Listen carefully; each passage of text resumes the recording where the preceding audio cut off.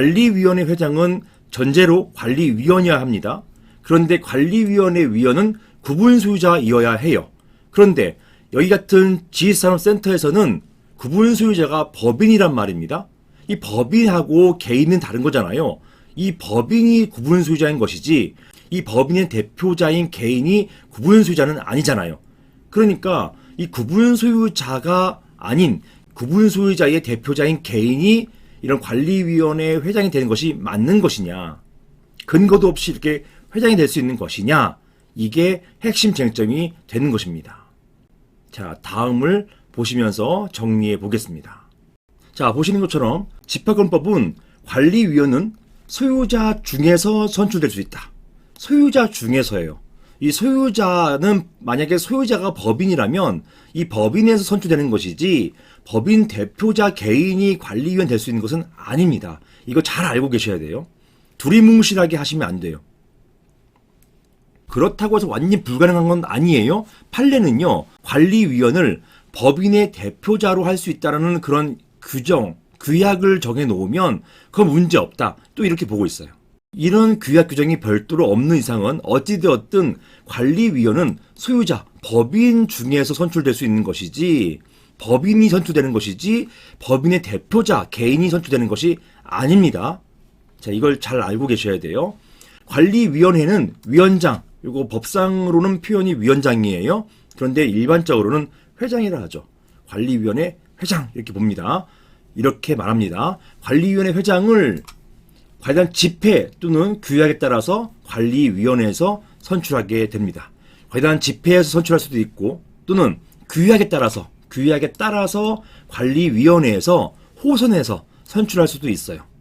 이런 규약 규정이 없을 경우에는 기본적으로 관리위원회 회장도 집회 결의가 있어야 합니다. 다음으로 관리인은 원칙적으로 관리인은 관리위원을 겸할 수 없어요. 아까 보셨죠? 보시는 것처럼 이런 규약에 달리 정한 바가 없으면 관리위원회 위원이 될 수 없다. 누가? 관리인이. 관리인은 관리위원회 위원이 될 수 없는 것이 원칙이에요.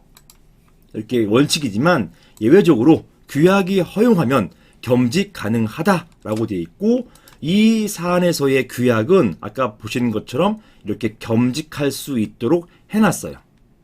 이 장면은 문제가 없습니다. 자, 다음 중요하죠. 관리위원은 소유자예요. 이 소유자가 법인인 경우 사실상 법인이 관리위원이 되는 것이에요. 그런데 이런 경우에 법인의 대표자인 개인이 관리위원이 되는 것이 자연스럽죠. 보통 개인이 다 활동하지 않습니까? 이렇게 개인이 관리위원이 되는 것이 자연스럽기 때문에 규약에는 법인의 대표자가 법인을 대신해서 관리위원직을 맡는다고 규정하고 있는 경우가 많습니다. 그리고 이런 규약 규정을 인정해주고 있어요. 판례가. 자, 그렇지 않다면 만약에 이런 규약 규정도 없다면 개인에 불과한 법인의 대표자가 곧바로 관리위원이 될 수는 없습니다. 이게 당연한 거예요. 법리상 당연한 거예요. 법인이 소유자이고 그럴 경우에는 그 소유자인 법인이 관리위원이 되는 것이고 거기에 대표자가 나와서 업무를 처리할 수는 있겠죠. 하지만 그 법인의 대표자 개인이 그 자체가 관리위원이 될 수는 없는 것입니다. 왜냐하면 그 법인의 대표자가 해당 호실의 소유자가 되는 것은 아니기 때문이죠.